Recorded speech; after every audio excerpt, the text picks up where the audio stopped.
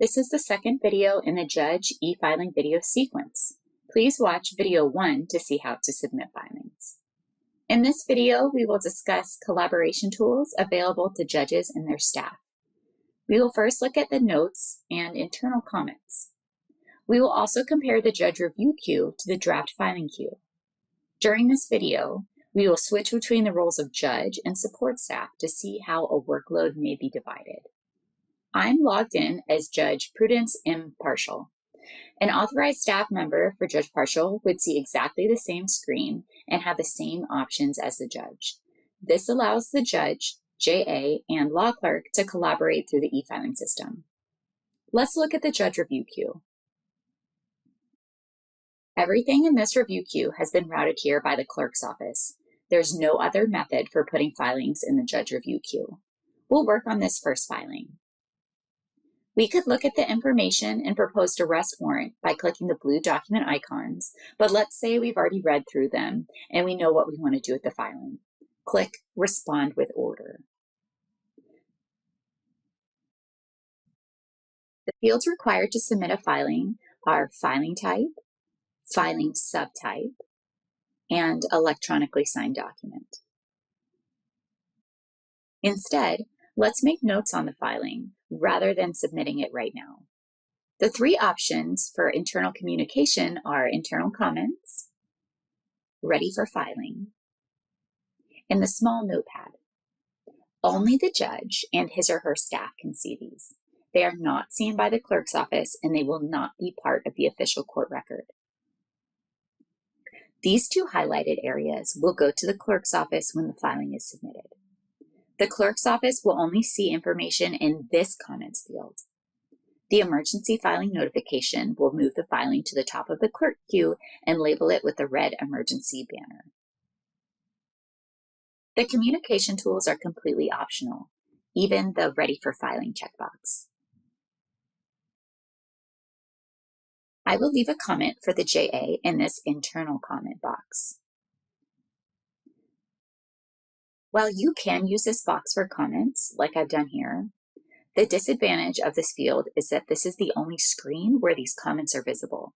Instead, we'd recommend using this notepad because it's visible from the judge review queue and will immediately draw attention to the filing if a note has been added.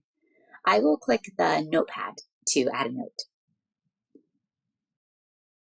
After saving the note, close the small window. Saving the note has turned the notepad yellow. In order to save the draft, I have to select the filing type and subtype. Now I can click Save as Draft. This brings me to the home page, but let's go back to the judge review queue again. Right away, the yellow icon alerts us that there's a note on this filing. This is the advantage of using the notepad icon. Hover over the icon or click on the icon to see the note. When we click on this line, we will see the filing that the attorney has submitted. At the draft, click View Response. It's only from this screen that we will see the internal comment box, but we can see the notepad again here.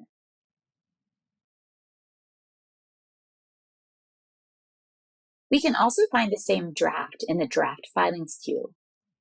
We will go to Filings and click Draft. Any draft filings will be visible here.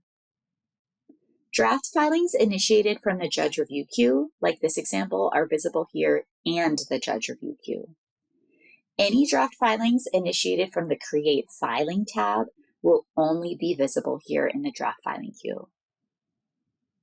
The judge, JA, and law clerk will all see the same draft filing queue.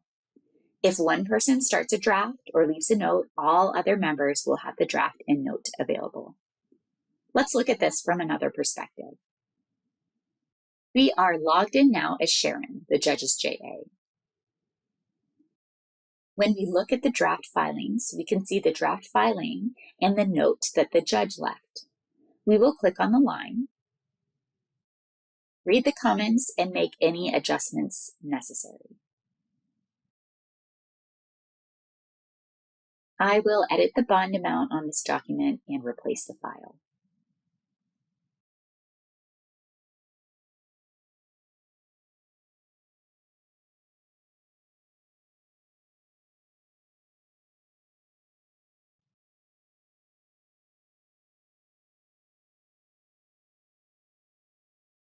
At this point, I could sign and submit the order or leave a new note letting the judge know that the order is ready for her to sign.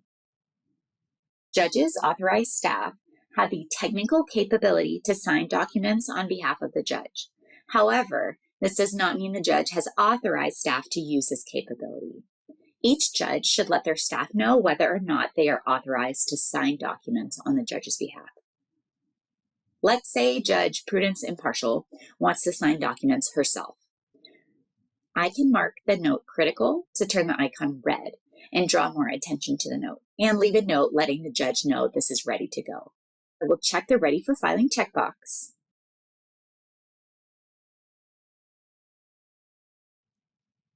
Still signed in as the judge's assistant, let's look at the judge review queue again. Since we marked this ready for filing, a check mark appears here. This check mark and the draft are also visible from the draft filing queue as seen here.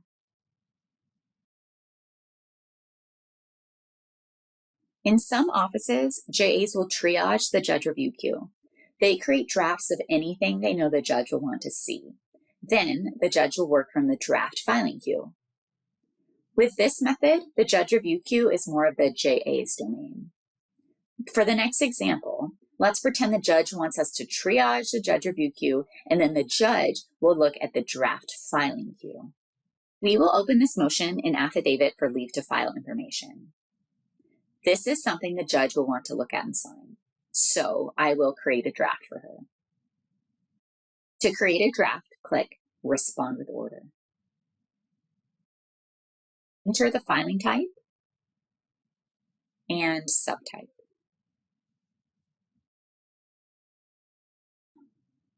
In this instance, I'll leave a note to say, Judge, please review and sign. I'll mark the note critical, turning it red to draw the judge's attention.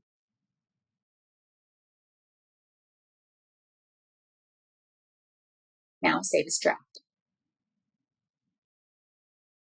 This draft is now accessible from the judge review queue and the draft filing queue. Let's do one more example before we look at the draft filing queue. Go back to the judge review queue. This time, we will open a motion to continue. I know I need to set a new hearing date before this order is signed. I will enter the date and upload the updated document.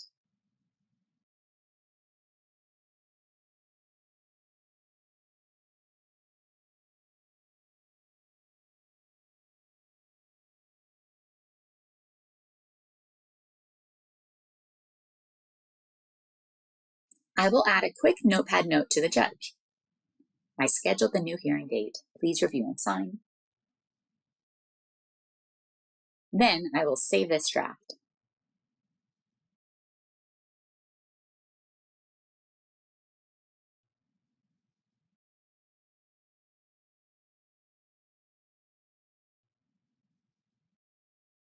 Let's check out these filings in the draft filing queue. The drafts are waiting here for the judge to review and sign at her discretion. They will remain in both the draft filing queue and judge review queue until submitted from either of those locations. Once the filing is submitted, it will clear from both locations. As a final example, we will draft an order from the Create Filing tab. I will enter the case number, select the filing type and subtype, then click Next.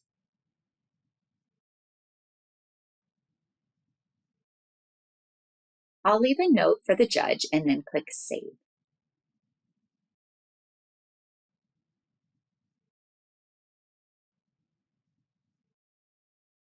This draft filing is available in the draft filing queue, but it will not appear in the judge review queue. Only the clerk's office can place filings in the judge review queue.